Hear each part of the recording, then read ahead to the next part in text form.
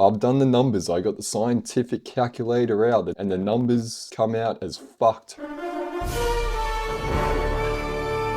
What does this mean for the fighters? It's great. 7.7 billion over 7 years, 1.1 billion a year. And approximately, there's no direct figure, the UFC pays its fighters 16 to 18% of the revenue. And if you look at the other major sporting organizations in the US, like NFL, NBA, and MLB, around half of their revenue goes to their players. And that's why you see those big like hundreds of $1 million contracts for those marquee players. And it's like, where's that for our top marquee fighters? You know, they're not seeing that. And the reason these players in these other leagues get this amount is because they unionize. They come together, they have like a players association essentially, and they can very much negotiate with the enterprise bargaining agreements to get more pay. Whereas in the fight business and in UFC, it's a free-for-all, it's solo. There's no one coming together. The only time they really came together was for that antitrust lawsuit.